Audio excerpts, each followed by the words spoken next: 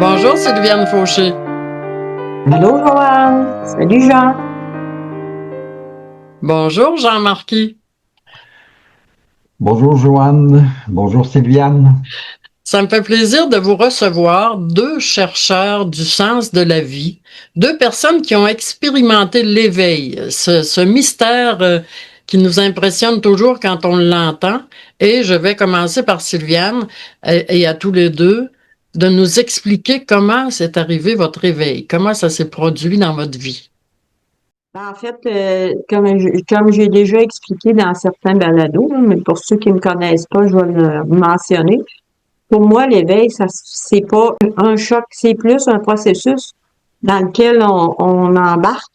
Un moment dans notre vie, par exemple, je dirais qu'il y a quelque chose qui est dans le processus comme tel, ben là, il y a plusieurs étapes. Puis, je dirais que je pense que ça se fait tout le long, ça, là.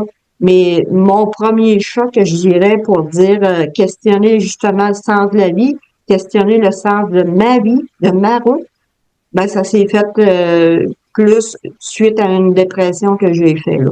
Puis après, ben il y a eu une série de chocs jusqu'à ce que je rencontre mon fils, évidemment, puis qu'on commence à faire ce qu'on s'était promis de faire avant de descendre sur le plan terrestre, suite à son annonce. Donc, après, ben, c'est un chemin qui est sans fin, qui se continue, puis dans lequel je découvre encore tout le temps des mystères, comme tu dis, des mystères de la vie. Jean? Disons que pour moi, c'était plus au départ une recherche de quelque chose de pratique, parce que disons, j'étais dans le travail depuis que j'étais né, là, c'était comme on dit, le point d'honneur au niveau de la famille, d'être dans le travail puis de travailler beaucoup. Un jour, comme j'étais pharmacien, il y a certains éléments qui me posaient question. Je trouvais que ça faisait pas de sens, qu'on ne pouvait pas traiter, par exemple, les maladies chroniques. Puis pour moi, c'était l'élément déclencheur. Parce qu'à partir de là, je me suis dit, il faut que je trouve quelque chose d'autre. Ça n'a pas de sens dans cette partie de la vie-là me heurte beaucoup.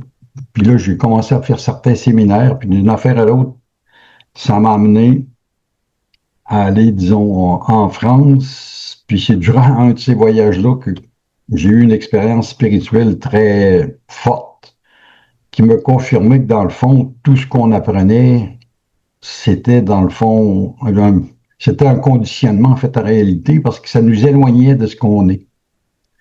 Parce que notre corps, en réalité, c'est une façon de nous couper de notre esprit, de ce qu'on est. Puis, quand tu fais l'expérience que dans le fond, le corps en lui-même n'existe pas, puis on existe au-delà du corps, c'est surtout ça. C'est que dans le fond, on associe notre existence au corps, alors que le corps, c'est juste un véhicule d'apprentissage, c'est une occasion de dépassement puis de découverte. Mais faut qu'on vienne à considérer que c'est ça. Au début, on pense qu'on est victime du monde, si on veut, alors que dans le fond, on a tout le pouvoir. C'est juste que c'est notre façon de voir le monde, puis de se voir dans le monde qui importe. Jean, si je comprends bien, ton éveil à toi s'est produit plus lorsque tu as réalisé que ton travail de pharmacien ne correspondait plus et tu es allé en France. L'éveil s'est produit en France ou au Québec? Entre les deux. OK. Donc, ce qui fait que vous avez tous les deux connu une coupure drastique de votre vie de passé et présent. Mais vous êtes demeurés des personnes que j'aime, que je connais, avec qui on peut parler. Vous n'êtes pas devenus des surhommes et des surfemmes, entre parenthèses. Et vous êtes demeurés des personnes tout à fait normales, sauf que vous avez acquis des pouvoirs finalement. Comme toi, Sylviane, clairaudience, clairvoyance, clairsentience, guérison spontanée, nommez-les, gens avec des voyages astro extraordinaires.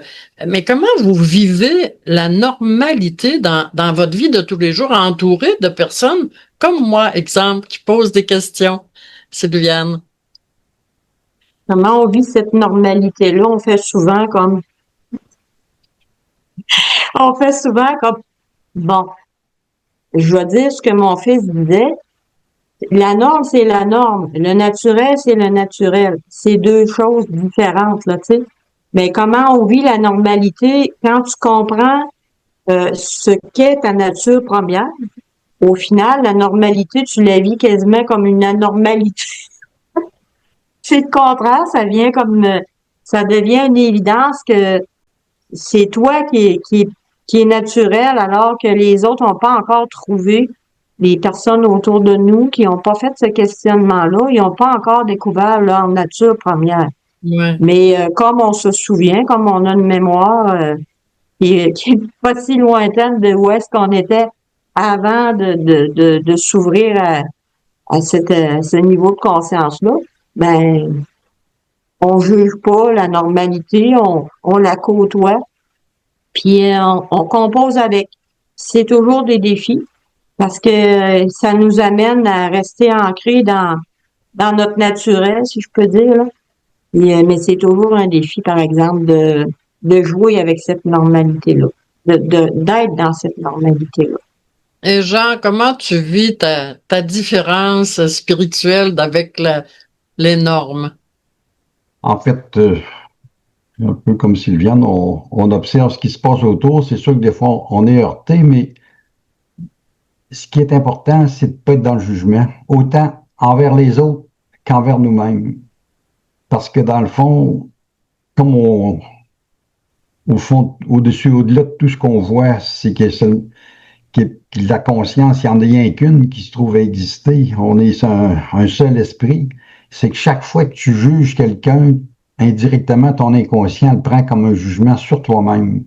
C'est vrai que ça nous aide à être plus vigilants dans nos pensées et nos jugements. Toutes les reproches qu'on peut faire des fois inconsciemment aux gens, parce que des fois, tu es porté à dire, regardons ça, qu'est-ce qu'il va faire? Tu trouves qu'il est violent, puis tout ça, mais dans le fond, on n'a pas vécu ce que lui a vécu. Quand c'est ça, c'est l'aspect aussi qu'il ne faut pas oublier. Hein. Chacun a eu sa série d'expériences qui l'a amené où ce qu'il est là.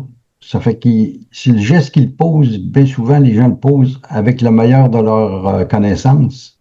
Même si tu te mets deux pieds d'un plat. Mais des fois, c'est de se mettre les deux pieds d'un plat qui est la clé pour aller d'avant. C'est quand, justement, comme Sylviane a parlé quand elle a fait sa dépression, ben, c'est une façon d'aller au fond de soi-même puis de s'obliger à se regarder tel qu'on est, autre que notre corps puis notre petit quotidien, de voir au-delà de ça puis de trouver notre vraie valeur, qui c'est une valeur qui est l'amour, en fait, qui dort au fond de chacun de nous. C'est l'amour. On dit on veut l'amour, mais quand tu sens que l'amour arrive, des fois, tu fourres les bras.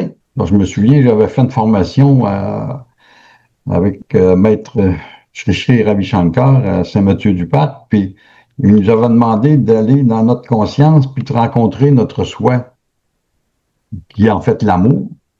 Et le jour où ça commence à arriver, là, des fois, moi, j'ai carrément vibré. Pouf! Je suis revenu dans mon mental, puis j'ai eu peur. Puis c'est l'affaire de tout le monde. Hein. C'est qu'on a peur de l'amour parce que l'amour,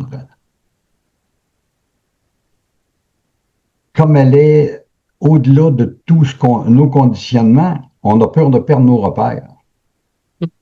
C'est ça qui est le moteur pour nous garder dans le système. Ben, tu étais un homme de science, de rationalité.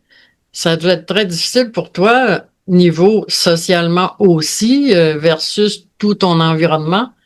Oui, c'est sûr que par rapport aux autres qui se posaient bien des questions, là, ils disaient que j'avais rencontré une sorcière. C'est ça. J'avais pas l'impression pantoute, mais j'avais juste l'impression que j'avais rencontré quelqu'un qui avait une lanterne pour m'éclairer. Je commençais à me faire les premiers pas vers la conscience. Parce que quand tu es dans la science, puis dans le mental, puis le travail au quotidien, tu ris un peu de tout ça, tout l'aspect spirituel, puis tout ça. Tu vois ça comme des bondieuseries, mais quand tu réussis à toucher à l'essence de ce qu'on est, puis ce que les autres sont. Là, par exemple, tu changes d'opinion, puis après ça, tu veux plus retourner dans le quotidien, puis dans l'obligation, puis les devoirs, puis les règles. Et toi, Sylviane, tous les dons que tu as acquis depuis 23 ans sont énormes, immenses. Tu peux même voir dans les corps. Tu peux vraiment faire des choses extraordinaires. Comment tu vis le quotidien? Ben, je te dirais que j'ai appris à accueillir tout ce qui vient au fur et à mesure, puis à accueillir les défis qui se présentent à moi, parce que dans le quotidien, il y a toujours du défi.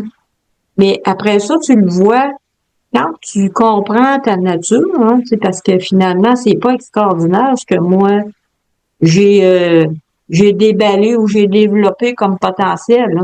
Ça fait partie de chaque humain, ça fait partie de chaque être qui est sur la planète. Donc, pour moi, je l'ai jamais vu. Ça, c'était d'ailleurs un des grands enseignements de mon fils qui me disait, maman, il faut arrêter de voir le naturel comme extraordinaire. Parce que l'extraordinaire, pour la plupart des gens, c'est difficile à atteindre. Tandis que ce qui est naturel, naturellement, il va revenir à toi, là, tu sais. Naturellement, tu le portes. Fait que c'est pas quelque chose d'extraordinaire, c'est juste quelque chose de naturel. Fait que pour moi, ben, à partir de là, toujours une découverte, est-ce que je vais être capable de faire encore plus? Est-ce que je vais être capable d'aller plus loin? C'est un dépassement, puis c'est une curiosité de tout ce que la vie peut traverser, là, la vie, ce que je suis, peut apprendre, puis peut dépasser, puis c'est une limite en arrière d'un autre. Fait que je refuse pas d'avancer, puis je refuse pas d'accueillir tout ce qui s'en vient. Mais l'important dans tout ça, tu sais, je dirais que c'est pas tant ce que tu découvres naturellement parce que, bon, OK, ça t'amène un plus, là.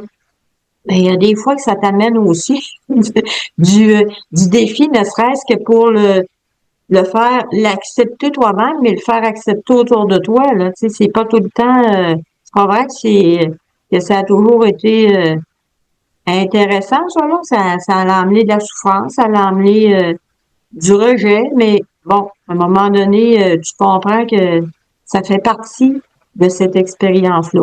Mais, tu sais, pour moi, l'important, c'est de dire, c'est pas de dire, hey, wow, moi, je suis capable de faire ça, puis je suis capable de faire ça.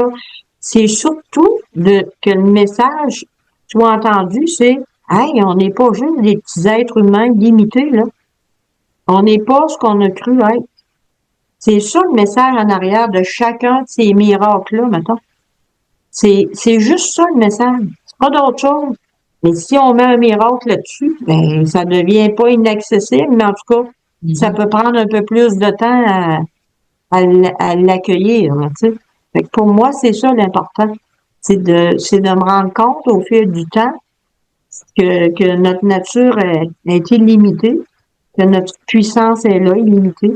Mais que si on met ça dans l'extraordinaire, Mhm. ben, on a moins de chance de de l'atteindre. En tout cas, on va le voir comme un défi plus dur à atteindre. Et Jean, quand tu fais des voyages astro extraordinaires, j'emploie souvent extraordinaire parce que ça l'est. Est-ce que des fois, tu n'aurais pas envie de rester dans ce beau voyage astro-là? Ou pourquoi tu reviens? Disons que pour moi, disons, chaque fois, c'était une expérience, mais j'ai d'unité avec notre vraie nature, avec l'amour, c'est surtout ça. Mais pour moi, il n'y a jamais eu d'hésitation à retomber dans le quotidien. Je trouvais que ça faisait partie de mon expérience, point. C'est pas un peu comme, c'est sûr que quelqu'un qui va mourir, mettons, une expérience de mort imminente, Mhm. qui est en douleur, puis là, il faut qu'il revienne. Il y a quand même une contrainte au retour, tandis que là, comme les expériences que j'ai eues n'étaient pas suite à des douleurs ou des choses comme ça fait que c'est facile de retomber sur le plancher des vaches, comme on dit. Mais disons que moi, je le voyais comme un privilège, disons, qui m'était accordé pour prendre conscience de de la meilleure façon qu'on doit voir ce qui se passe autour de nous. Parce qu'en fait, c'est ça, c'est que avec tout ce qui se passe dans la société, surtout là, dans les périodes de turbulence qu'on vit, de guerre, ainsi de suite, il faut revenir à ce que tout le bagage qu'on a d'accumuler nous dit, c'est que dans le fond, de voir les gens qui arrivent sur Terre ont fait leur choix de venir, ont choisi leur vie, ont choisi leur malheur, leur guerre, tout ça. Ils viennent d'expérimenter et essayer de voir ça autrement. En fait, le but, c'est ça, c'est changer notre façon de voir l'expérience du monde. Quand tu commences à voir avec du recul, un peu comme un spectateur qui est dans une salle puis qui il se regarde même lui-même jouer son rôle, tu sors du jugement, puis là, tu es plus en paix parce que tu vois que c'est simplement un rôle qu'on joue. C'est parce qu'on se prend au sérieux en tant qu'acteur.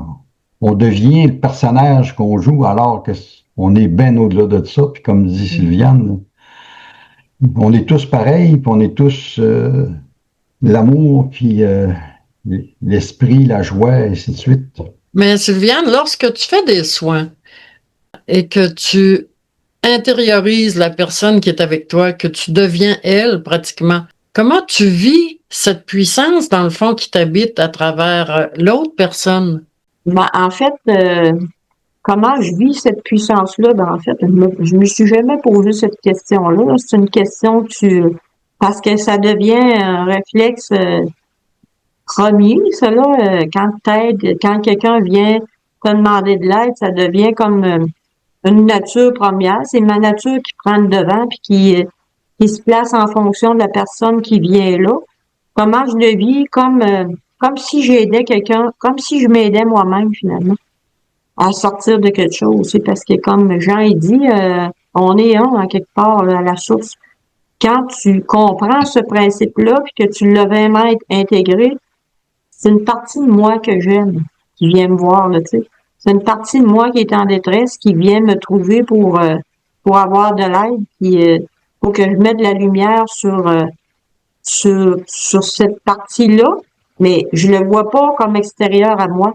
Je fais un travail sur moi, finalement, sur le grand moi.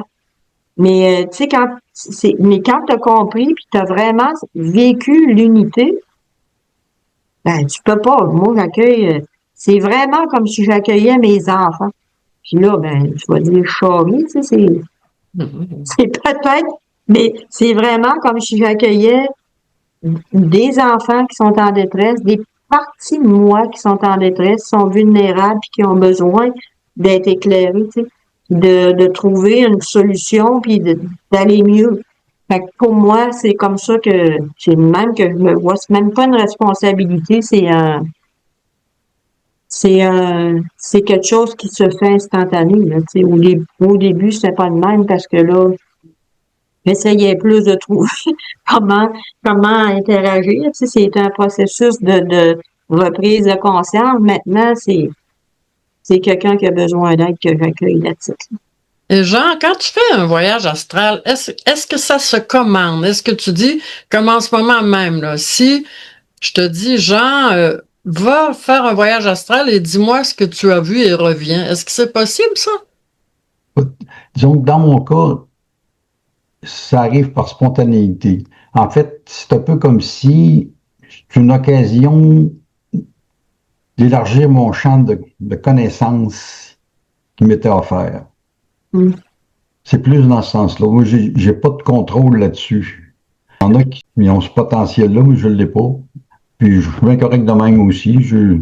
Comme quand j'étais jeune, ma mère me disait t'es tout le temps dans la lune, mais je pense que si j'aurais pu me promener, je me promènerais pas mal trop. Ça fait que c'est pas mal c'est plus une bénédiction de pas être capable de le contrôler. Est-ce que c'est plutôt le soir, la nuit, le matin tôt, avant? C'est quand tes périodes de voyage? En fait, c'est des choses qui arrivent spontanément à n'importe quel moment. Ça peut être autant le soir qu'en regardant un film, qu'en écoutant, disons, une musique à la radio, ainsi de suite. C'est que là, on tombe dans un état de conscience modifié, puis là, à ce moment-là, ben, l'expérience qu'on a à vivre se réalise. Mais si tu te trouves au volant de l'auto, à ce moment-là, tu demeures quand même conscient malgré que tu fais un petit tour. Ouais, disons que dans l'auto, les niveaux n'ont jamais été bien élaborés, là. Là-dessus, je peux pas te donner d'expérience, mais je sais qu'il y en a qui ça peut leur arriver. Mhm. Mais disons que dans mon cas, non. Et le premier voyage astral que tu as fait, comme Sylviane disait, sa première, entre parenthèses, aide à quelqu'un à aller mieux, elle l'avait trouvé surprenante. Mais toi, ton premier voyage astral, est-ce que ça t'a fait le même effet? Disons, la première expérience, mais c'était le Big Bang à l'envers. Ça fait que c'est sûr que c'est un gros choc, là. Parce que là, disons, la bouchée était grosse, mais de toute façon, ça m'a amené à être dans la communion avec l'amour, avec notre nature, avec le divin, si tu veux. Ça fait que le choc a été que j'ai pas été capable d'en parler pendant 3 mois, parce que c'était fort. Autrement, je partais à broyer parce que c'était tellement une belle expérience que j'avais vécue. Mais dans le fond, c'était le résumé de toutes les connaissances que j'ai acquises par après. C'est que dans le fond, ça nous montre qu'on est simplement, on n'est pas un corps, on est simplement un esprit, puis que tout vient de l'esprit qui a créé l'univers. C'est tellement triste de penser que dans toute votre grandeur d'âme, vous êtes deux personnes d'une gentillesse et d'une extrême bonté, c'est évident, et que vous ayez été rejeté. Ça me fait beaucoup de peine pour vous. Je me mets à votre place parce que quand on vit quelque chose de différent, on a besoin de l'appui de ceux qui nous aiment. Vous avez été rejetés les deux. Je trouve ça très triste. Sylviane, tu en parlais, hein, au début, il y a eu des gros accrochages et ça a été triste, là. Ben, je te dirais que ça aussi, ça fait partie de l'expérience parce qu'aimer véritablement, ça va au-delà de ça aussi. Ça veut dire que là, le jugement, il faut que tu aies affaire à le lâcher, puis tu as affaire à lâcher le jugement que tu as porté sur toi, parce que quand tu vis cette expérience-là, il n'y a pas de hasard dans ce que tu traverses. Ça veut dire que toi-même, tu te rejettes en tant qu'être, souvent en tant qu'humain, mais ça, pour moi, c'est pas le gros problème. C'est quand tu te rejettes en tant qu'être, que là, l'être se représente puis commence à parler, mais tu sais, moi, je me dis, Jésus l'a eu, lui aussi. Je me compare pas, mais il a quand même passé par le rejet. Ça fait partie pour moi d'aller plus loin, de dépasser encore des limites très humaines, là, parce que on est là sur la planète, tu sais. Mais au fond, là, tout ce qu'on traverse nous ramène à nous autres, nous ramène à soi, tu sais, nous ramène à à sortir du jeu, nous invite à sortir du jeu.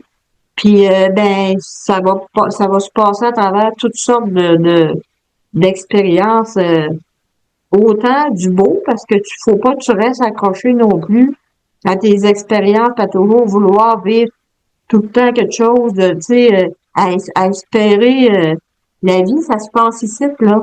C'est, tu sais, quand tu dis, Jean, on a vécu le Big Bang, tu as vécu le Big Bang à l'envers, mais l'idée, c'est de replacer ça, cette conscience-là, sur la planète pour que la planète puisse vivre quelque chose de plus paisible, de plus harmonieux, puisse vivre quelque chose qui ressemble à l'être, au fond.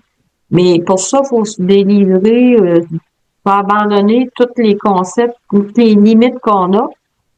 Mais moi, je pense que, bon, du monde comme moi, genre, il y en a en masse de ça, là. On est des précurseurs. Il y a une job à faire, on lève nos manches, on fait le job. Puis on reste là. Ça fait partie ils vont être assez forts pour la faire, la job. Mais quand on se fait rejeter, si nous, on se rejette pas nous autres mêmes, ben, on a traversé, moi je dis merci à tous ceux-là qui m'ont rejeté, là. Puis vraiment, merci. Parce qu'à ce temps, on m'énerve pas bien, mais ça, là, de me faire dire, t'es folle, t'es pas belle, peu importe. Ça fait pas de sens pour moi, ça m'atteint plus. Mais ça confirme justement, quand on se fait rejeter et qu'on demeure fort, ça confirme qu'on y croit vraiment et que c'est vrai, là. Bon.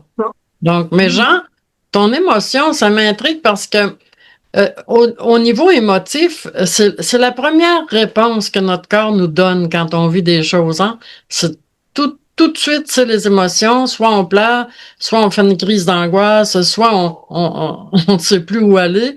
Et est-ce que cette émotion-là qui t'habitait pendant 3 mois, as-tu réussi à l'équilibrer face à tout ce que tu vis en ce moment? Bon, excusez, mais j'ai un compagnon, c'est Henri. Il a 9 Salut, mois. Henri. Henri a 9 mois, Ouais, mais c'est un Un bébé. bébé. voilà. Merci. Bon, Donc, c'est ça. Au niveau des émotions, as-tu réussi à équilibrer ça un petit peu, Jean? oui, disons que c'est juste que de mon côté, il fallait que j'intègre le fait qu'on n'est pas ce qu'on pense. Mm. Que dans le fond, ce qu'on est, on est amour, tout simplement. On est divin, des êtres divins. C'est pas facile de l'intégrer au début quand tu t'es fait dire que tu étais pécheur. Pour ce qui est de l'aspect émotionnel puis l'acceptation, ça s'est fait quand même assez bien. C'est juste, faut intégrer le choc de la découverte de notre nature. Avant ça, bon, on se pensait à limiter dans notre petit corps puis tout ça, alors qu'on s'aperçoit qu'on est interconnecté avec l'univers. Qu'est-ce que vous espérez finalement pour la société, Jean et Sylviane, en terminant? Ce que je souhaite, c'est que les gens vivent cette expérience-là comme quelque chose de naturel. Puis c'est pas en les convainquant. C'est quelque chose qui vient de l'intérieur. C'est que ça se produit quand on est prêt ou quand à un moment donné, les circonstances, comme Sylviane parlait que quelqu'un va faire une dépression, ça arrive souvent que les gens vont, à ce moment-là, vont faire une bascule dans leur vie parce qu'ils s'aperçoivent que tout ce qu'ils ont fait à date les a emmenés dans le trou, comme on dit. Mais ils se requestionnent. Parce que le problème, c'est qu'on ne se questionne pas sur ce qu'on fait. Des fois, on le fait par habitude et non par désir conscient.